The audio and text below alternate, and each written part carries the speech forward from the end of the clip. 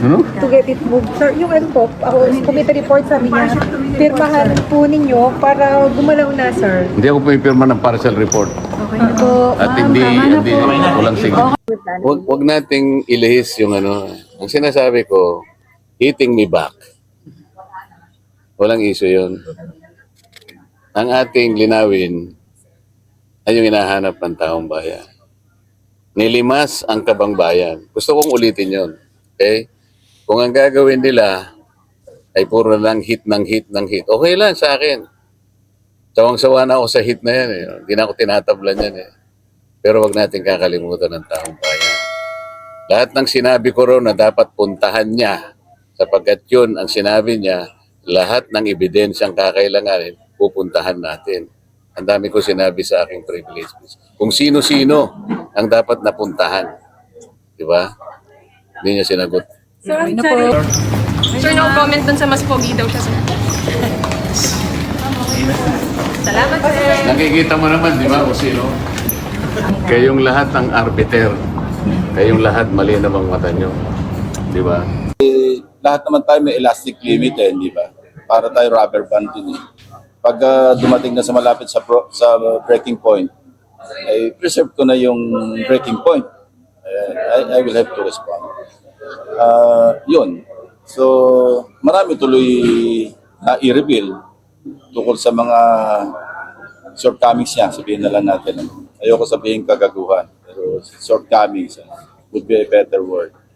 So, ang isang na-notice ko when we were researching, we tried to compare, sabi ko sa mga staff, establish a pattern. Yung kanyang pronouncements about China, about the West Philippine Sea, talagang swak na swak do sa website, official website ng Ministry of Foreign Affairs of the People's Republic of China. So, what does that indicate or tell you? Di ba? So, kung gano'n ang kanyang position, pinaparot niya lang ba yung position ng China regarding the West Philippine Sea? So yun, hindi na dapat lumabas yun But hinahamon niya ako So sabi ko nga, if you hit me once, pwede ako magtiis. Hit me twice, pwede pa rin. Hit me 3 times, medyo malapit na sa elastic limit yun. So, as a former member po ng security sector, how do you find that? Is it unsettling well, for a senior yes, official? unsettling, to say the least, because this is national security that we're talking about. Especially na medyo delikado o delicate yung situation. Parang in the advent of the Iran war, diba, parang iniisip ng marami baka magka-World War III. Diba, delikado yun. Pag nag-escalate yan at kumalat yan pa sa Pacific region, medyo kawawa naman tayo. And tayo, as a very weak country militarily, huwag na nating gatungan pa o huwag nating dagdagan. Congresswoman De Lima na nagkamali daw sa Yung pa isa, adding to the injury or adding to the incredibility ng kanilang information. Hindi pwedeng nagbigay ka ng affidavit tapos sabihin mo, wow, mali. Affidavit yun You have already ruined in some ways yung reputation ng mga tao. Tapos sabihin mo, nagkamali ako. Paano hindi nakarinig nung sinabi nilang nagkamali? Ang narinig lang yung sinabi nag-deliver. It's unfair. They should get their act together. Tapos come up with them. Kaya nga may invitation ng kay Atty. Maligod Ayusin yung affidavit and come up with something na believable. Then why not? Alam mo, hindi naman natin sabing walang deliveries. For sure, merong nangyaring deliveries. Pero wag nilang i-exaggerate kasi lalong walang mangyayari sa investigation kung guguluhin mo. Sir, ano na mangyayari sa committee report on the flood control? Well, as of now, 3. Nag-sign na rin si Santo Risa, Santo Kiko. So including myself, we are now 4. I need 5 more. And I hope some members of the majority are able to read na the partial committee report and mag-sign na sila para lang ma-report out to the floor para we can move forward. After I have reported it out, nagkaroon ng debate, na-adapt, then we can move forward by calling another hearing. Not necessarily to close the inquiry, but to, at least magkaroon ng conclusion. Abot pa sir bago mag-break. Maski naman break, pwede eh. Kamakailan lamang ay napanood natin ang debate sa Senado ni Senator Ping Lacson at ni Senator Marcoleta. Sinong nanalo? Sinong natalo? Ano ang mga nabantad sa ating lahat bilang mga Pilipino nang dahil sa debate na ito? Ito pumuli si Attorney Michael Perario at pag-usapan natin yan. Nung pinapanood ko itong debate na ito, naalala ko yung isang video na ginawa ko na nag-viral yung tungkol sa Kuratong Baleleng involving Senator Ping Lacson. At sinabi ko doon na never na binoto ko si Ping Lacson because of what I learned and what I knew then of his participation or yung naging involvement nila dito sa Kuratong Baleleng. And I did that video because I knew exactly kung saan papunta itong investigasyon na ito ng Blue Ribbon Committee, na kung saan siya ang bagong upo noon na Blue Ribbon Committee chairman. I knew that somehow kung ano yung trajectory na nangyari doon ng investigasyon na nangyari doon sa kaso ng Kuratong Baleleng ay posibleng maulit dito sa pag-iimbestiga nito sa flood control. At hindi naman ako nagkamali. You see, I never bought this propaganda about Ping Lacson as being Mr. Clean. Others siguro sasakyan yan, but not me. I know too much about the past. Maloloko pa ako sa ganyang sitwasyon. I knew exactly when Ping Lacson was brought there sa Blue Ribbon Committee, he was supposed to perform a task, and that is not to get to the bottom of to get to the truth. The task is to evade the truth. Sa aking pong pananaw, sa aking opinyon, sa aking sapantaha, naging malinaw para sa akin na ang Blue Ribbon Committee ay hindi naghahanap ng katotohanan. Mapansin ninyo, ang unang pagpasok ni Ping Lacson, even ni Tito Soto, was brought about by the revelation ng mga diskaya. Pagkatapos magsalita ng mga diskaya nung umaga, pagdating ng hapon, si Ping Lacson na ang Blue Ribbon Committee at chair, at si Tito Soto na ang Senate President.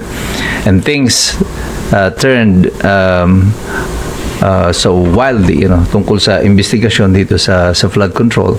Pagkatapos na sila ay si Marcoleta ay napalitan. At sa debate kahapon, nakita ko maraming mga bagay na pinupunto si Senator Marcoleta na hindi niya masagot.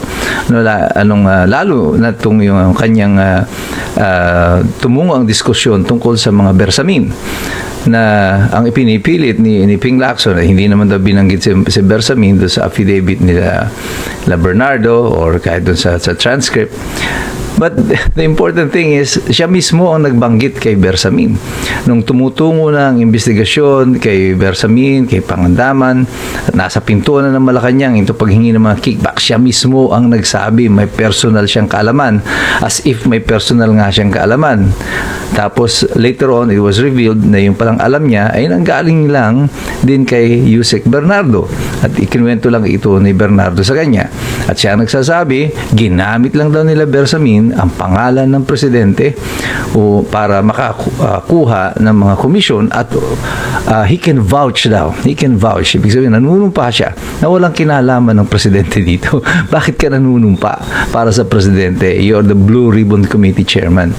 And yet, you are shamelessly defending the president on this matter. Even before makarating pa sa pintuan niya, ikaw na ang nauuna. Ikaw na yung naging bantay ng Pangulo instead na bantay ng taong bayan. At dito sa mga pagpipilit niya na pirmahan muna daw nila Senator Marcoleta yung partial committee report bago imbitahan yung iba pang mga testigo, ay nagulat si Senator Marcoleta. Tinanong siya, seryoso ka ba? Because why will you sign a partial committee report? kailangan mo dyan yung kumpletong detalye. What if your partial committee report contradicts the evidence that we presented later? Paano yung 18 na mga marino? At sinabi na ni Ping Lacson, ayaw niyang imbestigahan itong mga marino, hindi siya interesado dito sa mga marino. Bakit? Well, kasi kasama siya sa binanggit ng 18 Marines. Ang Blue Ribbon Committee daw ay para lang sa katotohanan at hindi daw para sa pagpapalawig ng kasinungalingan. Kung totoo yun, tama si Senator Marcoleta. Kung para ka sa katotohanan, bakit hindi mo pinatawag ang mga Bersamin? Bakit hindi mo pinatawag si Mina Pangandaman? Gayong ikaw mismo nagsasabi na may pananagutan ang mga ito. At parang tila may personal kang kaalaman tungkol dito. Malinaw dito, pag ang istorya ay patungo na sa pintuan ng Malacanang, si Senator Ping Lacson ay tumitigil. At sa kanyang pagbirada kay Senator Marcoleta, binabalik niya yung usapin sa pro-China daw, si Senator Marcoleta, siya ay pro-Diskaya, ang gusto niyang protektahan ay ang mga Diskaya. Well, as of today, ang malinaw dito, si Senator Tito Soto at saka si Ping Lacson, they are the designated protectors of the President in the Senate.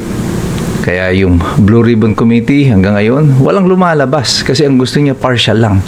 Matapos lang para may ma-report lang siya and the rest, ibabaon na lang yan sa limot. Kaya hindi yan maipasok-pasok pa nila o maipapapirmahan niya doon sa mga senador. Ayaw din naman pirmahan ng mga senador yung partial committee report na ito.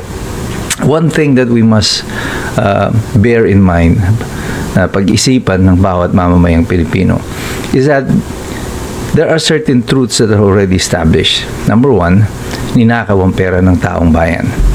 Number two, ang flood control project pa lang, umaabot na sa loob ng 3 taon, about 1.4 trillion pesos. Presumably, a large portion, if not majority, of that fund ay ninakaw. So, ang pinag-uusapang nakawan dito ay daang bilyong piso. At kung susundan natin yung kwento ng mga 18 Marines, it's about 805 billion pesos. 805 billion pesos ang ninakaw. Isipin nyo ito.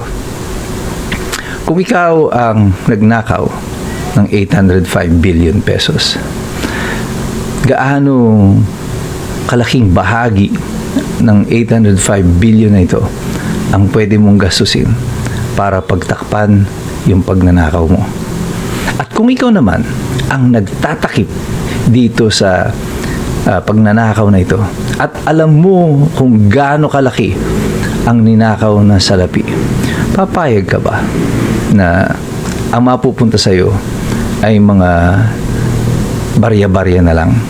Hindi ka ba magdidemand ng malaking bahagi na rin? Kaya ako'y naguguluhan nung itong si Ping Lacson pagkatapos magsalita ng Pangulo sa kanyang SONA at sinabi na yung kanyang mahiya naman kayo speech. Ang tugon agad ni Ping Lacson is that, Mr. President, we've got your back. Na parang, nasa likod mo kami, Mr. President. Anong ibig sabihin nun? Nalilikuran ba niya ang Pangulo? Kung kahit na saan man mangyari o ano man ang mangyari dito, saan man dalhin ng ebidensya ang usapan, lilikuran pa rin niya ang Pangulo.